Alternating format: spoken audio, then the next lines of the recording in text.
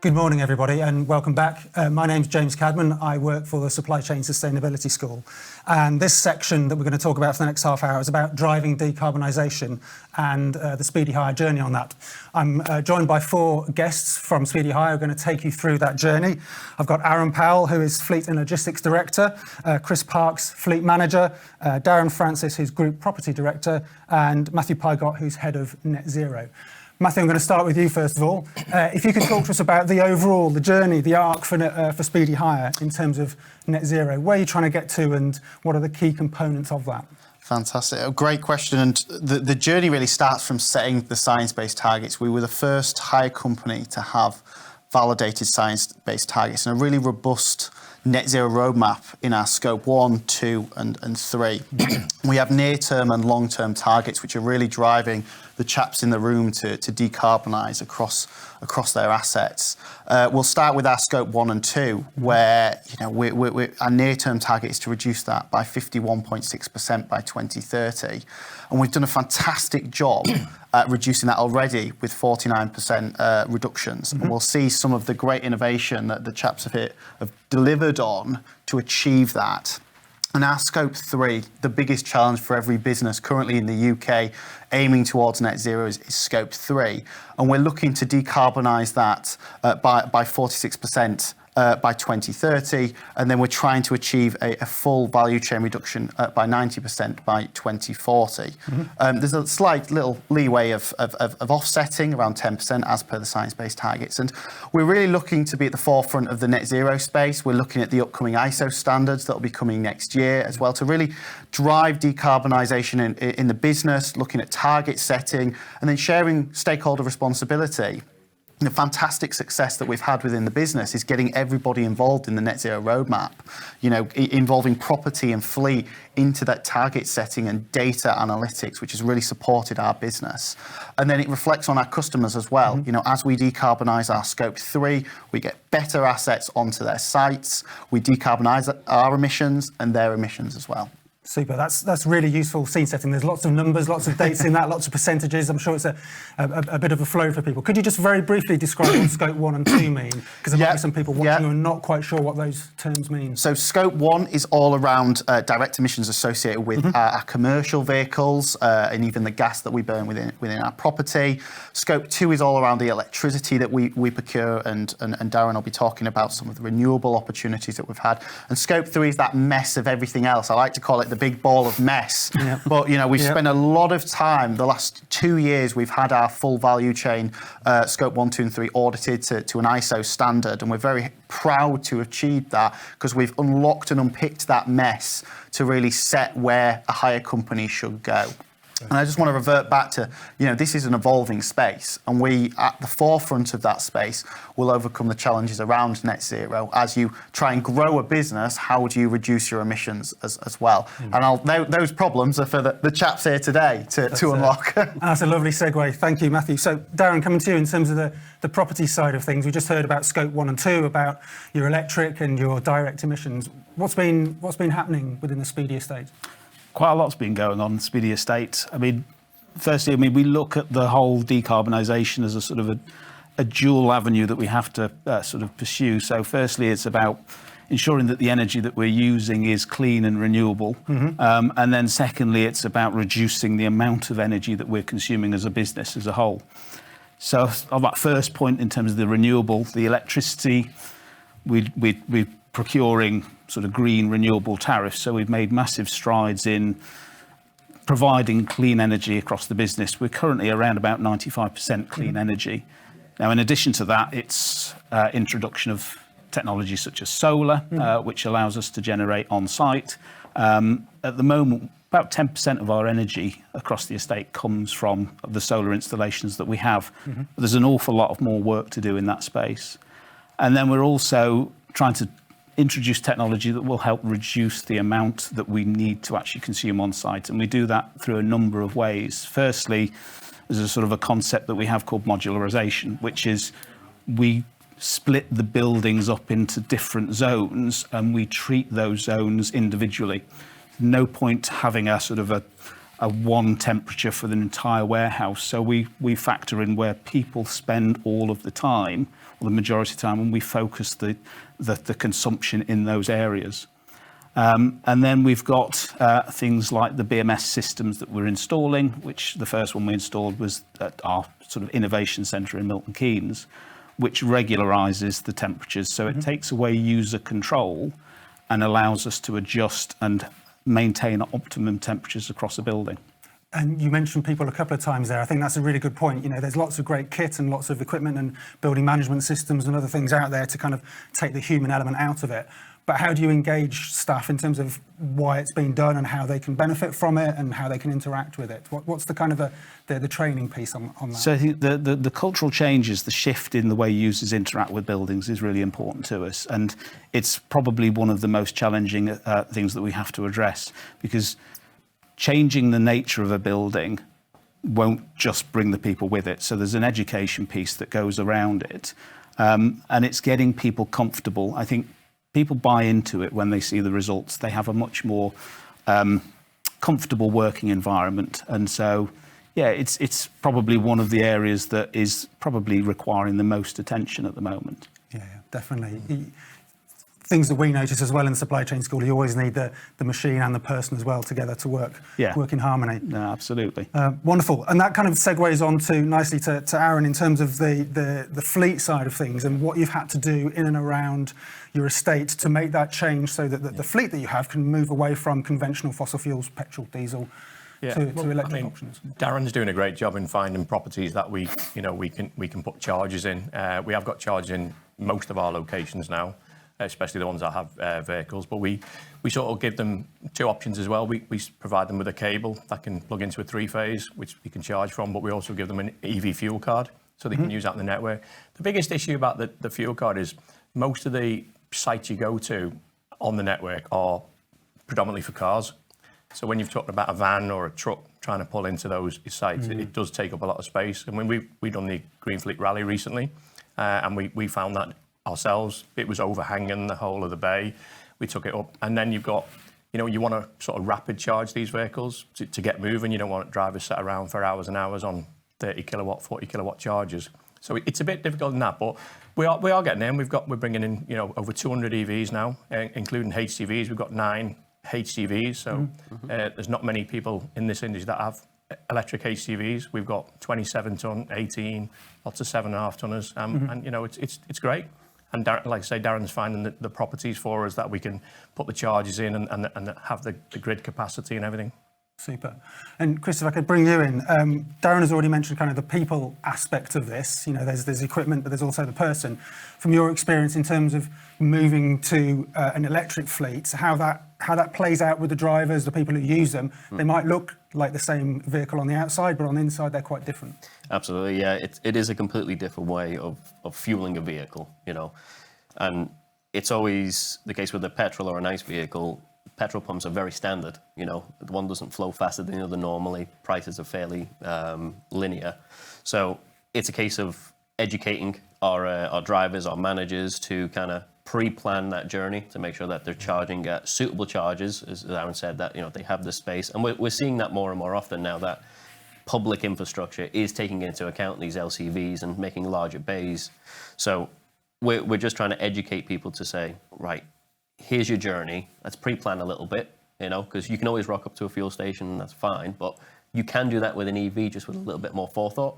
So it's just educating them to say, well, one might be a 7 kilowatt, one might be 150. So just plan, it could be a mile away, but the education is, we'll have a little look, see how you can get there. Yeah. Can you get there? Maximize your time, go 10 to 80%. So that's a big thing as well.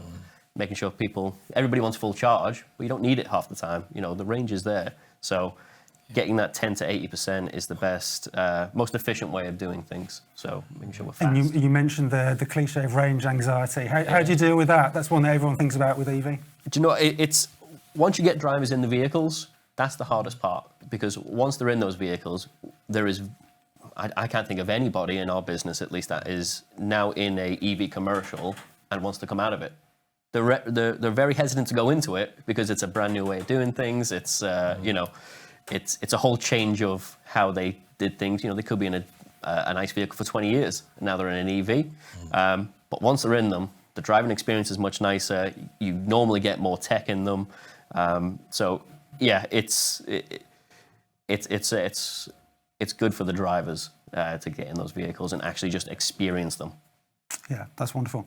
Aaron, if I could come back to you, there's some news that's been bubbling around lately about auto manufacturers not being able to sell as many EVs as the government would like them to do. Just for everyone else's benefit, there's a target for the UK to stop selling ICE vehicles by 2030, maybe 2035, depending on which date you look at. So internal combustion engine vehicles. And there's targets on the automakers to sell EVs.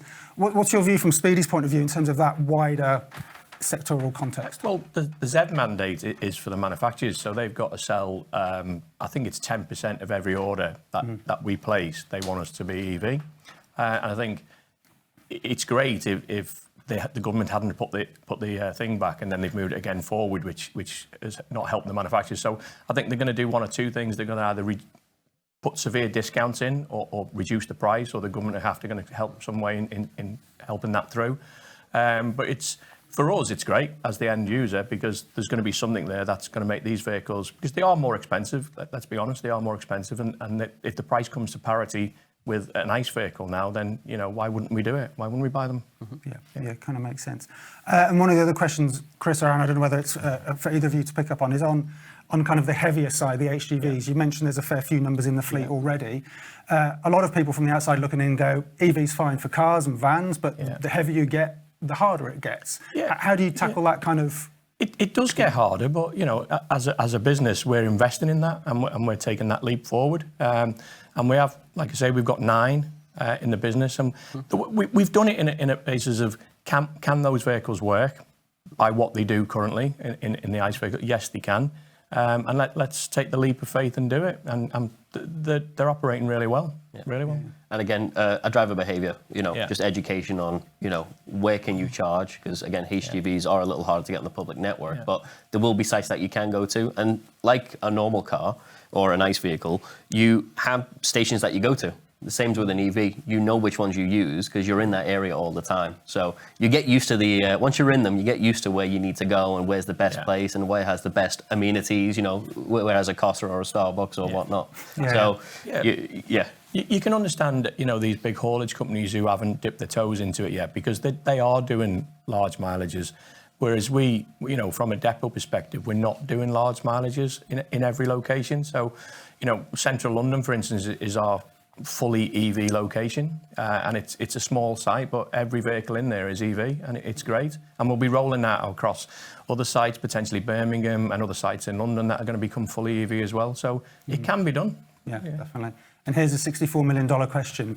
We're in that transition. We're moving away from fossil fuels. We're in that change. If you were a betting man, if you were going to go down the bookies, where would you bet on a time when we say we've moved? And I'm thinking more about the infrastructure, not the technology of the vehicle, but the place where you go to charge up. And you say you change your behaviour. It's when you go, if you're in your personal life, when you go do shopping, or when you're out for work, it's when you stop for a drink or something. When do you see that move kind of washing through? I think there's a couple of options, So for me, I think there's going to be some sort of synthetic fuel that comes out that'll go into a combustion engine. Because I don't think EV is for everybody.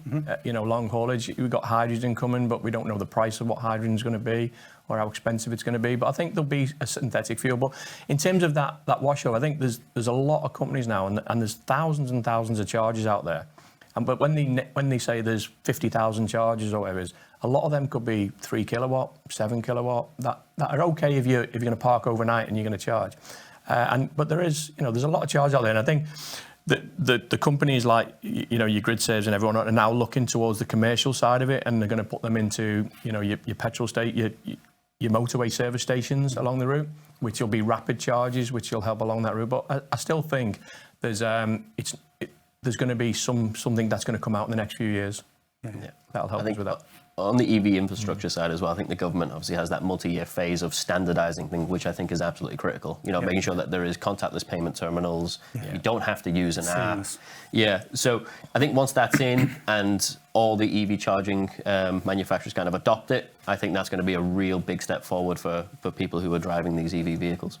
Yeah. And Darren, if I could come back to you, it's a similar kind of question, but around property. How, when you approach developers, when you approach landlords, other people for property, how you have that conversation about we want to be as low carbon as possible, whether that's solar, whether it's heat pumps or whatever. How you change the conversation around what we're talking about. So it's interesting. I think with the MEES regulations, the minimum energy efficiency regulations that are currently in play, there's been a relatively low acceptance of that by the property industry. Occupiers are very conscious of it. The industry is moving slowly towards it. So at the moment we have landlords, because we occupy predominantly a leasehold estate, and so the MEES regulations falls on our landlords' shoulders. They are waiting and watching to see how that will transpire. So at the moment they have to meet a minimum criteria of a band E. Over the next few years, that will transition up to a B. Now, there's a very large proportion of property in the UK in the non-domestic side which will fail to meet those criteria without investment. Now, the government funding opportunities aren't clear and aren't in place now. We don't expect those to land probably for another couple of years with some clarity. I think there's a lot of landlords that are holding off putting the investment into the property network now until they know what that looks like. So that presents challenges for us because we want to accelerate, we want to go. But it also links in with our consolidation of our network into newer, more energy efficient properties. So we're taking the older stock and we're putting it into effectively what is classed as prime. Now, the speculative build market for commercial property has come back to life since COVID and since the economic crisis.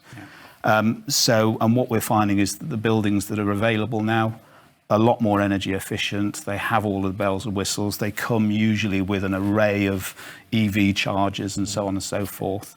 And it's very encouraging because we're in a very congested market where we've got lots of occupiers fighting to get that prime property.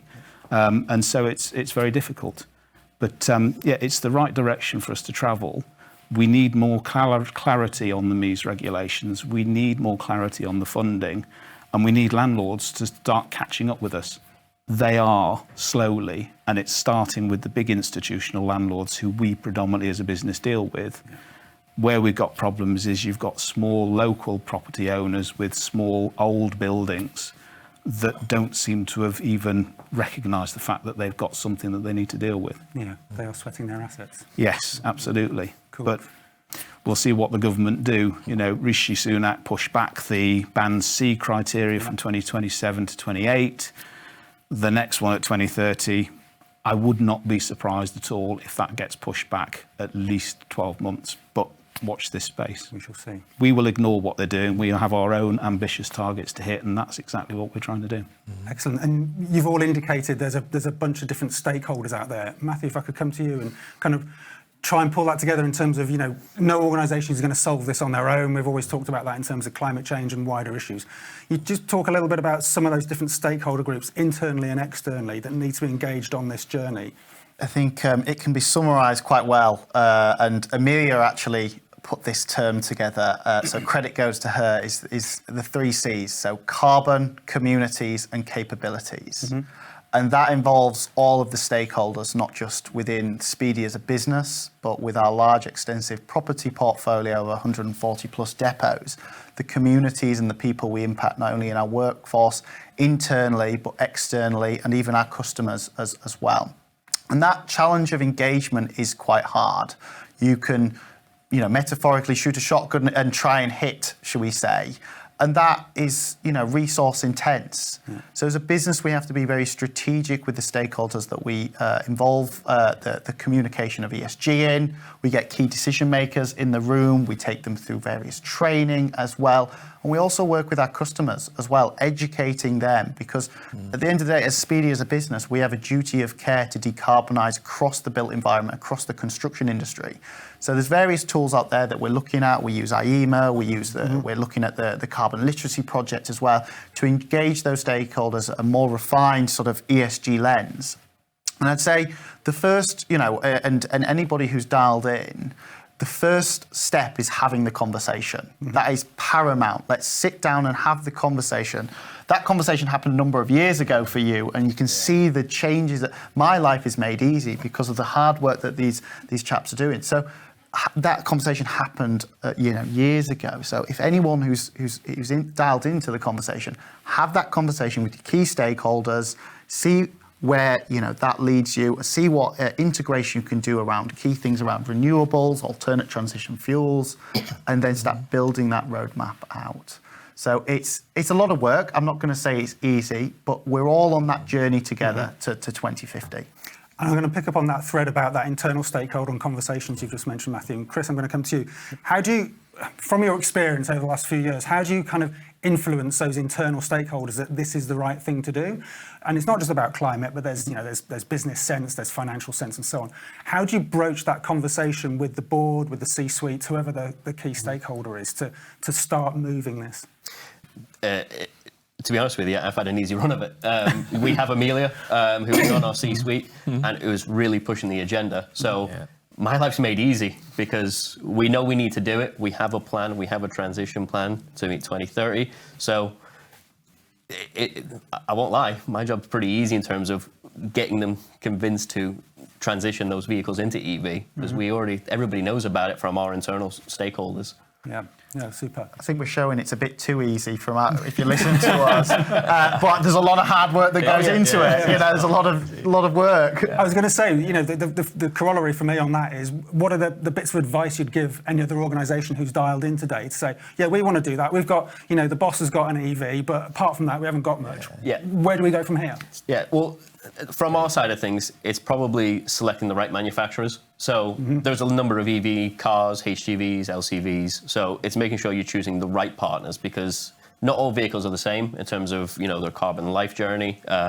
So you need to dig a little deeper, making sure you're getting, the financial benefit and the social benefit and the carbon benefit from the manufacturers as well. Because you could buy any vehicle, but you just have to do a bit of that due diligence and making sure that you're choosing the right vehicles. Yeah, definitely. I think for me, we at Speedy are at the forefront of the hire industry in terms of ESG. And we've gone through a lot of pain before the gain to get where we're at. So a lot of people can learn from us, learn from our experiences. So having that conversation, not only with your own business, but having that conversation with Speedy is really valuable. So we can share some of the opportunities that we've seen, share the learning, and even share potential resource as well going forward. We love to partner with customers around the net zero transition, the green transition, the skills gap that it is as well. So there's a real opportunity for us all to come collectively together, and it starts with that conversation. And do you see that conversation increasing into particularly your customer base, who are saying, well, we want to do this and we want Speedy to be part of our ecosystem for this? And how does that manifest itself in terms of the conversation with your customers? So I think, what we've spent a lot of time on, that fantastic Decade Deliver ESG strategy, we've spent a bit of time of transcribing that into a customer proposition. So past 2080, which you'll hear about later in the day, the brand new launch today, the diesel-free matrix, those are particularly around my area of net zero and carbon, they are the key tools to start that conversation, bring that down to a contract level, and really open up the opportunities to collaborate, whether it's through joint education and skills and upskilling, bringing educating apprentices and bringing graduates into the narrative as well. So we're doing all of that. Now, I talk a lot about the net zero lens, but the social value gain of that is massive and sometimes not talked about as well. So hopefully through having the conversation, we can kill two birds with one stone, should we say, of not only decarbonisation. I remember nature and biodiversity there. We're not sorry, apologies. But yeah, net zero and social value, those that are hand in hand. Excellent, wonderful. For me, James, it's about getting the data. So anyone who wants to start that journey now, we spent a lot of time gathering that data. So if you speak to a driver who drives a vehicle, whether that be a car or a van or a truck, they all seem to think they do 200, 300, 400 miles a day. And then when you look at the data, they don't do anywhere near it. So that bit then gets you to the quick wins of who you can change quite quickly into an EV, and then who the ones that you need to push further back until that range comes a bit better. And we spoke about range anxiety. For me, it's charge anxiety with a lot of people, rather than range anxiety, because you can do the journey, and what you've got to do, it's whether you can find the charger on that way that's not being used, it's working, all of these things.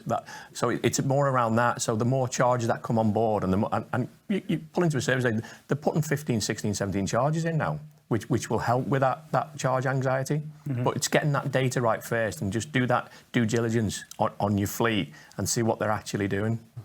So what I'm hearing there as well is that behaviour piece as well that we've talked about before. It's, we have the technology. Yeah, it needs to roll out more. We need more infrastructure. But it's about getting people to change the way they work. Yeah. What are some of your reflections around people's response to that? I've heard already that some people are, a little bit hesitant. Other people have jumped into it. Again, what your advice would be for other organisations going, well, no one wants to touch that because we're not sure. What we tended to do, and it was quite a good thing to do really, is put the most anti-EV driver into an EV. And then, because we had an engineer down south who was adamant he didn't want one. He got in it, and within a couple of days he rang up and said, this is fantastic. He's actually bought an EV car on the back of his EV vehicle now. So, and he is a good advocate for everybody who's going, no, I can't drive one, I can't. But you just have to change your mentality. You come home and you think, oh, I needed to fill up, but I can do that in the morning because there's a petrol station up the road. You change that mentality and you go, well, I'll charge on my way home. So, because if I've got an early start in the morning or I've got to go to a breakdown, I'm already charged and ready. So it's all about your mentality changing. That's all it is. Yeah. That's interesting. There's one kind of slightly different piece I'll bring in here. I'll probably come to Darren first of all, and then to you, Matthew. In terms of that outward investment, or kind of investment coming into the business, particularly around property, and we talked about different landlords and tenants and so on, but where there's other forms of investment to help really accelerate this. We saw a lot, and the reason I'm bringing this in because COP29 just finished last week, and it was all about climate finance and what can the financial sector do to really push this forward. What you see in some of that from Speedy's point of view, where there could be external investment that can push this forward? So I think key to us is obviously the landlord engagement that we have, and as I mentioned before, the bigger landlords now are actually proactively approaching us. Probably in the last 12 months is the first period that we've seen propositions coming actually to our desk from institutional landlords saying we would like to do these measures. Here's the funding, this is the way we will deal with it. So that's a really exciting and interesting development for us. It's a very, very busy space in terms of new initiatives. There's lots of new technologies. I don't think a week goes by without 2 or 3 new ideas coming across my desk. So it's a challenge for us to weed out the right solutions for our business. But I think that the investment is slowly coming in. And we've recently finished a large-scale installation of solar in our Glasgow facility, which was funded fully by our landlord there. So, it's really exciting, and we're in conversations with 2 or 3 other big landlords about replicating those sort of installations. Yeah. And it's a funding model that works very well for us because we're doing it under PPA agreements. So actually it's a very low cost entry for us, and it gives us the benefits that we're looking for. It's moving slowly. Yeah, that's really good, but it's the right direction, which is good. Absolutely. And Matthew, if you can have the final word from you, kind of the wider piece on that, kind of driving, getting all stakeholders involved, particularly off the back of the finance piece. I think that the green transition's here, and we've really got to step up. And this event is essentially a call to arms to either get on the transition and start moving businesses, or you won't be here. The resilience of the business really is at risk. And the risk around climate change as one of the factors around ESG is at probably its highest, its peak. We're seeing that from the customers, the way they're sort of challenging Speedy around what they're delivering, not only internally, but with the products that we provide. So that, the conversation is happening now, the requirements are now, and we have to mobilise. And I'm really pleased to see Speedy mobilising in this space at such a fast pace. That's wonderful. Well, I just want to thank my 4 panellists, Aaron, Chris, Darren, and Matthew. That was a really good conversation. I think for me, some of the key takeaways there are get everybody involved, have those tough conversations if you need to with your board, and push along at pace. So thank you for your attention.